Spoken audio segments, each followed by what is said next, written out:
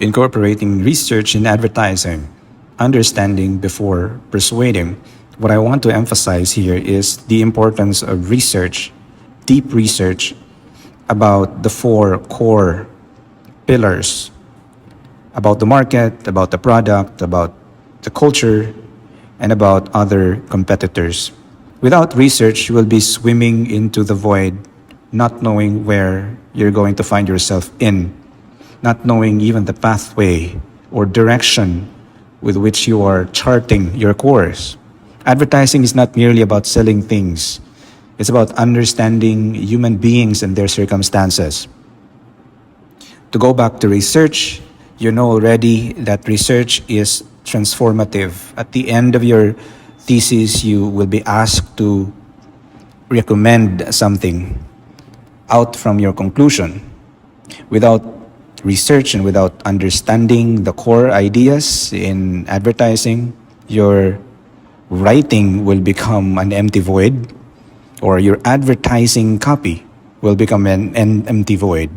But with research, it becomes connected.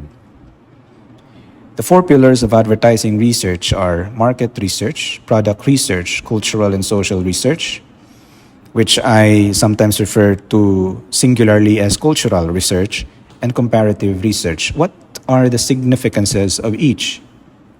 For market research, you must know who you are selling to.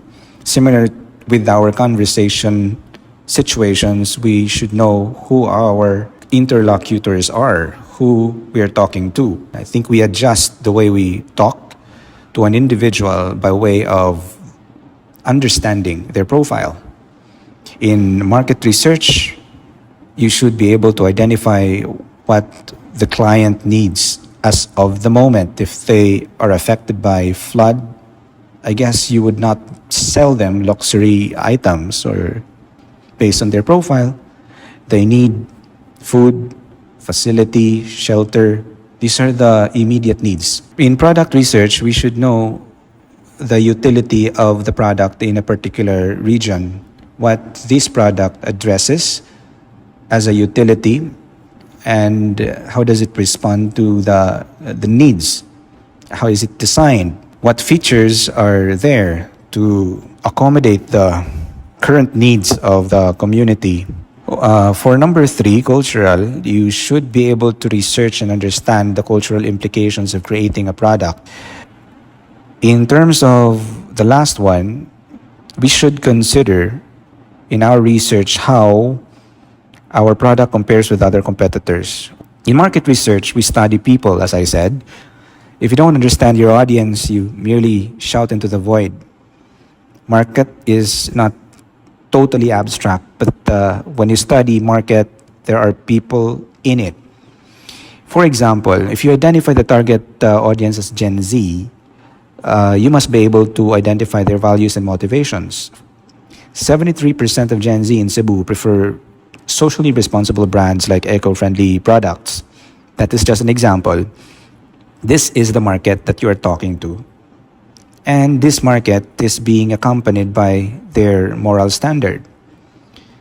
In product research, we deal with the discipline of knowing. We should be truthful to what we advertise. In expository writing, clarity is integrity. Understand the truth of your product and do not insult the intelligence of the clients. For example, 100% organic coconut oil sourced from Davao. It's not a bluff, but it's based on the research study. But you should be able to explain what is its impact on the environment or its impact on the user.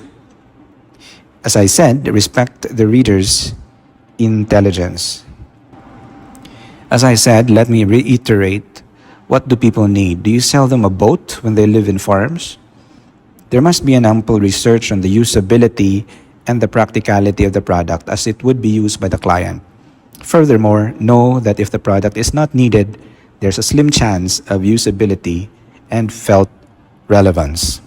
Advertising that is not based in cultural research is like a speech delivered to an empty room.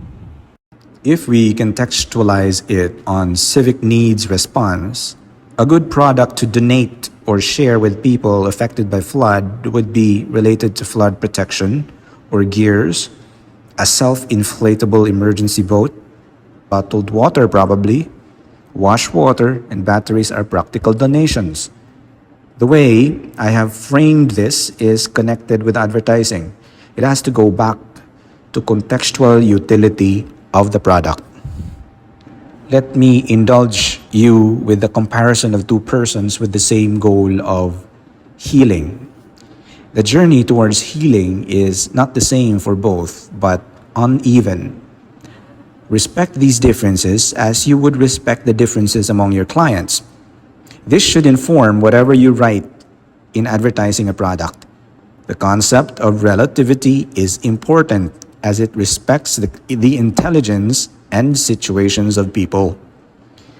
If I instantly ask my students to run a mile, it does not take into account those with lung conditions.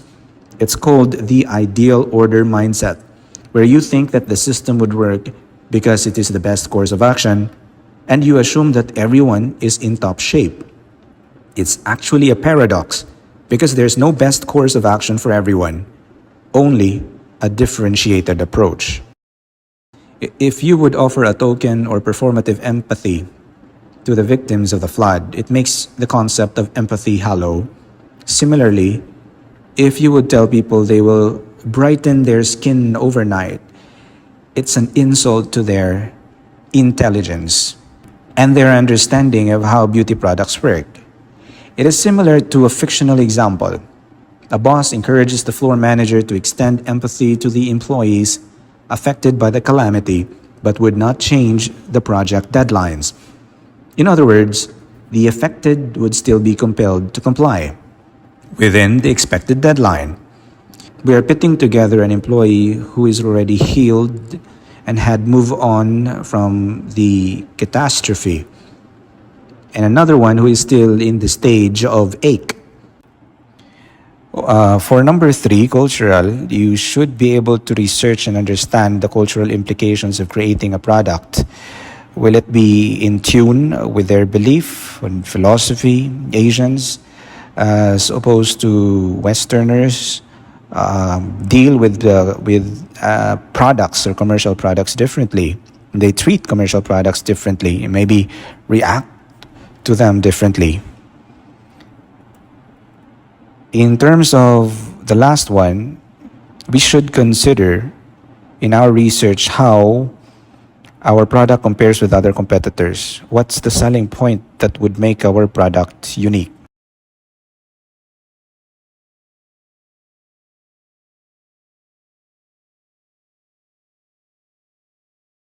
Find the stories people already tell themselves. Selling electronic vehicles to a region with longer travels, very few charging stations, and highly demanding roads like Cebu is not really practical.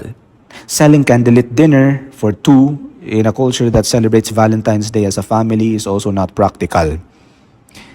And finally, promoting high-end skiing resort in a region that does not even have a snow is highly unimaginable.